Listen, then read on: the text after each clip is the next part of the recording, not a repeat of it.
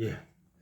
그 달마 대사가 중국으로 온 것이 언제냐 하면은 부처님께서 그 BC 500년도에 불교를 만들었다 아닙니까? 그래서 AD 500년도, 1000년 후에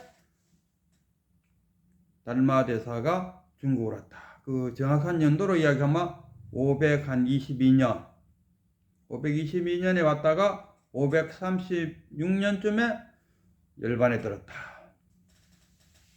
그래서 우리 그 이후로 이제 그 달마 대사와 관련되는 공안이 하나 있죠. 조사설의. 조사가 서쪽에서 온 이유가 무엇입니까? 조사설의 하니까 우리 진짜 찐빵을 안고 안고 없는 찐빵 말이 안 되듯이 조주선서라든가 운문선서 빼고 나면은 그야말로 안고 없는 찐빵이다 할 정도로 참 조주선사가 중요한 역할을 하죠. 그래서 조사설의라고 물으니까 조주선사가 뜰 앞의 잠나무니라 이렇게 표현했다 아닙니까? 그래서 어쨌든 간에 이 달마대사가 중국에 와서 뭘 했느냐, 달마대사가 중국에 왔을 때는 벌써 아마 중국에는 각 종파들이 불교가 쫙 전파돼 갖고 불교가 한창 막 경전도 만들어내고 막 그럴 시절이었어요. 근데 달마대사가 와서 한 유일한 일이 뭐냐 하면 선불교를 들고 왔다. 지금까지는 교종의 불교가 많았는데 뭐 기도하고 뭐 조상 전도하고 중국에서 가장 불교가 인기 있었던 이유 중에 하나가 그 당시에 뭐 장자 노자 뭐 이런 사상에 부처 공자님의 유교 사상, 공자님도 그랬다 아닙니까? 제자가 공자님 죽으면 사람이 어떻게 됩니까? 그러니까 이놈아 살아있는 나도 모르는데 죽은 사람 어떻게 알겠느냐? 좀 더 구체적으로 하면은 정확하게 하면은 그 조상님을 죽은 후에 어떻게 모셔야 됩니까? 하니까 살아있을 때도 잘 못 모시는데 뭐 죽은 후에 어떻게 모실지 어떻게 아느냐? 현실적이에요.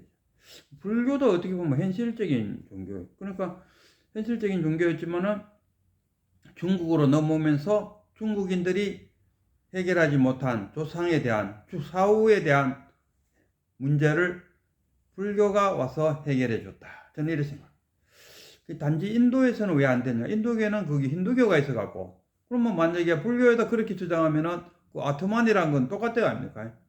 그러면 힌두교하고 불교의 차이점이 뭐냐? 예를 들어 뭐 불교가 설 자리가 없어요. 그래서 불교에서는 아트만은 없다, 무하다. 그 사상을 쭉 이야기하다 보니까 인도에서 불교가 쇠퇴해졌고, 이건 완전 제 생각입니다. 해졌고 중국으로는 오니까 중국에는 힌두교라는 것이 상대적인 것이 없으니까 거기서는 마음껏 이제 영혼이니 뭐 귀신이니 뭐 천도제니 마음껏 이야기함으로써 중국인들이 조상이라든가 죽은 후에 사후는 어떻게 너무너무 궁금했는데 불교가 해결해 주니까 너무 신기했다. 그 교학 사상이에요. 그런 분위기 속에서 이제 달마대사가 중국으로 와서 선불교를 일으켰다. 그래갖고 그 밑에 이제 해가가 있다. 그 이제 달마대사를 이제 그 부처님이 이거 1대니까 달마대사는 28대 손. 28대 손인데 중국으로 옴으로써 선불교의 초조 1대가 됐어요. 그럼 2대는 누구냐? 해가가 이제 달마대사한테 이런 이야기 하죠. 그게 안심법문이라고 그러는데 불안한 이 마음을 편안하게 해주십시오 하니까 달마대사 그래? 그럼 그 불안한 마음을 가져와 봐라. 내가 치료해줄게. 그리고 해가가 자기 불안한 마음 있나 하고 찾았는데 불안한 마음을 찾을 수가 없어요. 찾을 수가 없는데요 하니까 이미 내가 다 치료했노라. 그 한마디에 또 해가가 다 깨쳤다고 그러는 거예요. 그런데 그 해가 밑에 3대 승찬이가 찾아왔어요. 지금 승찬 이 3대가 지금 믿을 신자, 마음 심자, 신신명을 지금 지은 분이다. 지금 우리가 공부하고 있는 게 신신명인데 이 신신명이 저자인 승찬대사가 그 해가를 찾아왔죠. 그래갖고 이 승찬대사는 해가를 찾아왔을 때 문둥병이 걸려 있었어요. 그렇게 뭐 심하진 않지 않았을까 하는 그런 생각도 있고, 어쨌든 문둥병에 걸려갖고 저희 업장을 참여할 수 있도록 해주십시오 하니까 애가가 그래? 그럼 너 업장을 내놔봐라. 내가 참여시켜줄게 하니까 또 승차에도 찾다 보였더니 업장이 없어요. 없는데요. 내가 이미 다 체류했노라. 그래서 이제 그 승찬할 때 찬자가 뭐 승찬할 때 찬자가 보배 찬자에 한문으로서 뭐 그런다든 너는 나의 보배다. 그래서 너는 불법성이지 않습니까? 불법성에 기하라 하니까 승차에 가는 말이 불법성 방금 성은 무엇인지 알겠는데 불과 법은 무엇인지를 모르겠습니다 하니까 불이나 법이나 다 같이 마음이니라. 그래서 그 애가가 승찬이를 이제 3대로 인정했다. 그리고 승찬이가 이제 해가 밑에서 이렇게 하다 보니까 문둥병도 다 났어요. 문둥병도 다 났고 이제 막 그러다가 승찬 시절에는 그 중국에서 이 불교를 막 억압하는 그런 시절이에요. 그래서 승찬이가 한 30년간을 산속에 들어갔고 숨어 살다가 또 이제 왕이 바뀌고 하니까 이제 또 상황이 다 좋아졌는 모양이지. 그래서 승찬이가 나와서 이제 대중들한테 완전 폭발적인 인기도 있었다 하더라고요. 그래갖고 막 대중들을 설교도 하고 어느 날 이제 대중들이 쫙 있는데 나무 밑에서 설교하다가 그 선체로 입적했다. 뭐 앉아서 입적했다 하는 사람은 있어도 서갖고 설교하다가 순간적으로 입적했다. 그건 또 좀 승찬 대사 아니면 누가 그러겠노. 그 승찬 대사 밑에 그 도신이 이제 4대 아닙니까? 도신이가 와서 젊은 애가 이제 와서 한 14살쯤 됐나?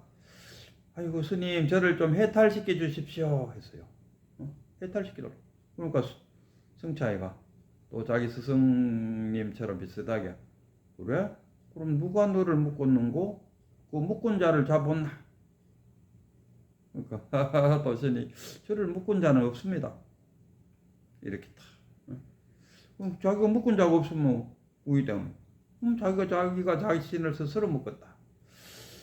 그 스스로 묶었다는 그 생각에 탁 접하자 자신이 내가 누구라는 것을 탁 깨치게 되었다. 이런 이야기 하겠습니까? 우리 그 유튜브 상에 보면 서길봉 스님이 있어요. 서길봉 스님. 그 책도 참 많이 내고 또 그 서길봉 방송도 하고 하는데 좀 아쉬운 게 홀짝홀짝 해갖고 공개하는 거는 홀짝홀짝 중에 2개 중에 하나를 보여주고 하나는 거기 이제 교육 프로그램에 회비가 한 달에 10,000원이든가 그 주면은 다 이제 오픈하는 그런 시스템으로 만들어 놨더라고. 이거 좀 특이하죠. 다른 분들은 뭐 다 자기 설법을 들어달라고 뭐 다 오픈하는데 이 서길봉 스님만큼은 뭐 큰 돈은 아니잖아요. 한 달에 10,000원 돌락 하는데 그 뭐 어디가 시조와도 뭐 부처님 절에 갔다가 내려오다가 그 절집에 들어가서 뭐 부처님 앞에 절하면서도 10,000원 내는데 뭐 이게 큰 돈은 아니다. 그러나 그 서길봉 스님은 내가 참 힘들게 그 공부하고 해갖고 설법을 했는데 그냥 들으려고 애쓰지 말고 그런 차원 아니었겠나 싶어요. 근데 그 서길봉 스님의 말씀 중에서 전에도 몇 번 이야기한 적이 있는데 참 좋은 구절이 있어요.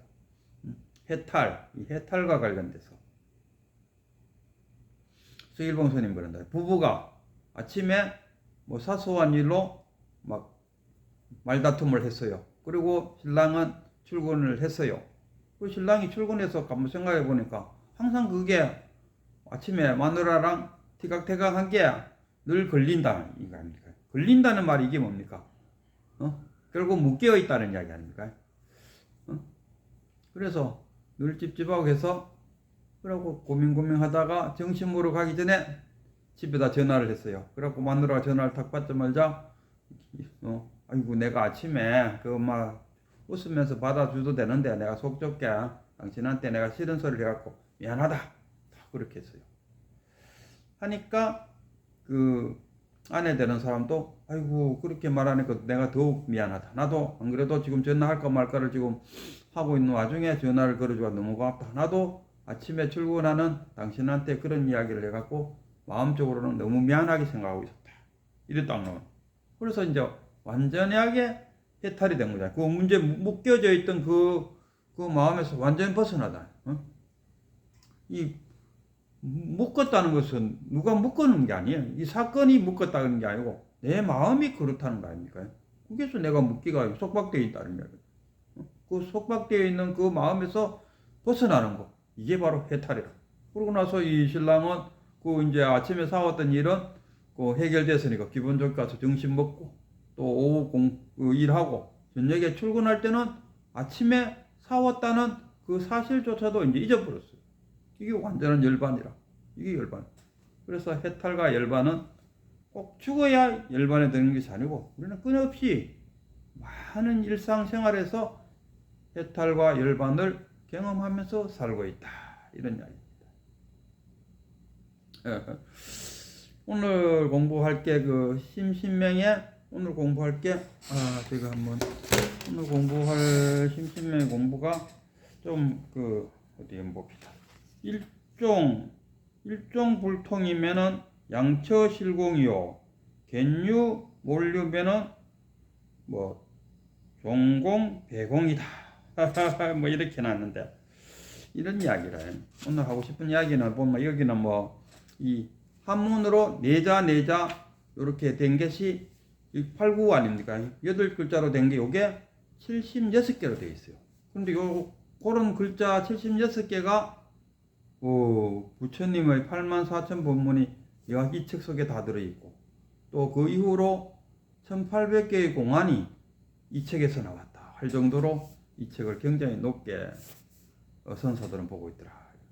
그래서 이 양변, 이 뭐 한문들, 그리고 참으로 중요한 이야기는 이 지식을 습득하기 위해서 이 신신명을 공부한다 하면은 그거는 뭐 아무리 이걸 뭐 많이 외우고 여기 있는 이 성가에서는 이 신신명이 참으로 좋아하고 특히 성철 스님 같은 경우는 무조건 외우래.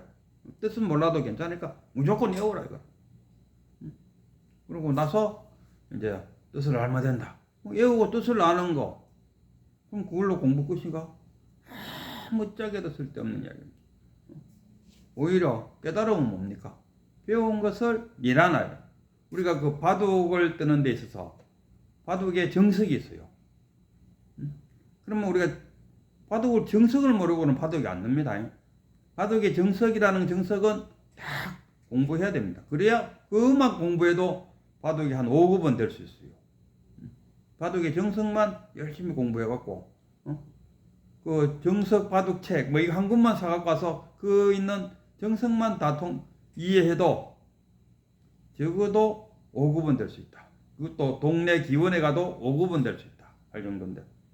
그러나 우리가 그 바둑 격언에 정석을 배웠으면은 잊어버리라. 왜? 정석은 알고는 있지만 항상 그 정석대로 되지 않습니까? 그걸 잊어버려야 거기서 해탈이 될 수 있다. 그리고 자유자재로 쓸 수 있다. 항상 그 정석대로만 되는 게 아니라 상대가 정석에서 빗나가는 방법을 또 여기 나야 그 사람 입장에서는 거기가 정석자리인데 그 사람은 뭐 실력이 뛰어나거나 아니면 낮거나 해서 그 정석자리에 안 놓고 엉뚱한 데 턱 놨다면 그럼 자기가 알고 있는 그 정석을 적용하려고 하면 적용이 안 된다. 그러면 거기에 자기도 변형되는 수를 놓을 줄 알아야 된다. 상대는 저쪽에 놨는데 지는 배운 거라고 정석이라고 이쪽에 턱 놓으면 정석대로 놓으면 바둑이 안 된다. 여기도 마찬가지로 양변에 빠져버리면 양변이라는 게 뭡니까? 좋다 싫다 뭐 사랑한다 뭐 한다 뭐 유다 공이다 뭐 이런 양변에 빠져버리면은 결국 깨달음하고는 멀다 이런 이야기. 밑에 한 줄은 뭐냐 하면은 이 있음에 빠지면 있음을 버리려고 하면은 있음에 빠지고 공을 따르려고 하면은 공에 빠진다. 맞죠? 그게 뜻이죠. 있음을 버리려 하면 있음에 빠지고 공함을 따르려고 하면은 오히려 공함에 빠진다. 있음이라는 게 이거는 유의법이잖아요. 유의법.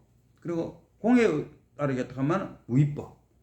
무의법. 그러면 그 무위법과 유위법을 하나를 뭉치면 일체법이 되겠죠. 대성기신론에 의하면 일심하면은 뭡니까? 중생심과 불심. 갑자기 생각이 안 나요. 그거를 일심이 두 개로 갈라지면은 그게 뭔지 중생과 부처로 갈라진다 아닙니까? 나중에 생각나면 말씀드리겠습니다. 그래서 있음을 버린다. 그 생각이 거기에 있다 아닙니까? 그러면 결국 있음을 대상으로 생각. 버린다는 것은 무엇을 버린다 이러지 않습니까? 그럼 그것을 대상으로 삼는 거예요. 그러면 결국 거기에 집착될 수밖에 없는 거예요. 또 공함을 나는 공사상을 받으더라. 나는 모든 것에 집착감이 없어요. 텅 빈 마음으로 한번 살아봐야겠다 하고 그 공함을 대상으로 어떤 이상은 그 공함에서 못 벗어나죠. 있다 없다를 완전히 그 생각마저 버려버렸을 때 그게 이제 깨달음이 되겠죠. 진여문과 생멸문. 일심이 진여문과 생멸문을 갈라지고 진여문은 불심이고 생멸문은 중생심이고 중생심에 살다 보면은 거기서 그 생사가 나눠지다 보면은 뭡니까? 윤회가 되고 업을 짓다 보면은 윤회가 되고 이런 이야기. 그래서 우리가 지금 그 공부하는 목적이 뭐니까 일심이 그 중생심과 불심으로 나눠지는데 중생심에서 불심으로 돌아가는 거. 우리가 깨닫는다 하면은 뭡니까? 우리는 이미 깨쳐져 있는 이 상태입니다. 깨쳐져 있는데도 불구하고 모르는 이유는 살아오면서 태어나서 부모 미생전으로 돌아가면은 본래 그 자리지 않습니까? 부모에게 나기 전에 어떤 것이 참나야 된고 부모에게 나기 전으로 돌아가면은 분별심이 없는 그 자리. 거기서 부모에서 남으로부터 중생심과 불심으로 갈라져 버렸다. 그래서 우리는 뭐로 살고 있습니까? 중생심으로 살고 있다.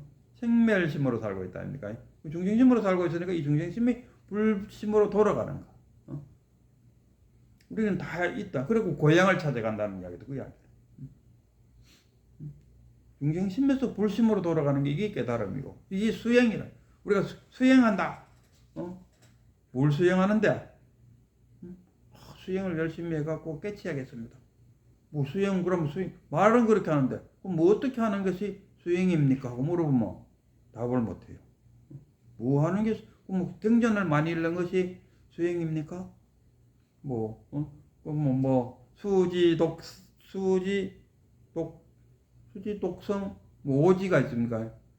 사서, 수지, 독경인가? 그런 거 열심히 그러면은 그게 수행인가? 아니면 깊은 산속에 들어가서 생사를 씹어보면서 한 10년간을 눕지도 않고 자지도 않고 그냥 만져갖고 용수고 앉았다. 그게 그럼 수행이냐? 수행 아니라고 할 수는 없겠죠. 그것도 하나의 본래로 돌아가는 하나의 방법이라고 말하면 수행은 수행이죠. 그럼 우리가 딱 꼬집어서 그 부모에게 나기 전에 어떤 것이 참나야 되고 하듯이 그 분별하기 이전에 그 자리로 돌아간 본래로 돌아가. 우리 본래는 뭡니까? 우리 어린아이들 보면 갓 태어나는 애들 보면은 분별심이 없어요. 이 딸랑이를 갖다 놔도 갓 태어나는 애들은 못 느낀다. 그리고 조금 크면은 이제 딸랑이인지 뭔지 이제 점점 분별심을 일으켜보면서 산다. 그래서 우리는 한번 태어날 때부터 분별심을 배우면서 살았기 때문에 이 분별심 없는 그 자리로 돌아가는 것. 이것이 뭐냐? 이것이 깨달음이다. 본래의 나를 찾는 것. 진짜 나를 찾는 것.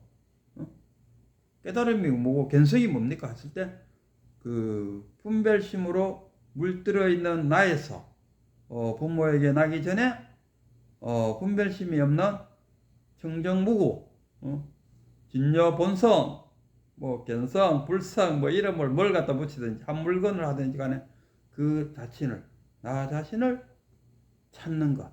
그것이 깨달음이고 나 자신을 탁 찾았을 때 이거를 뭐라고 말하느냐? 이것이 견성이다. 이렇게 표현한다. 이런 이야기.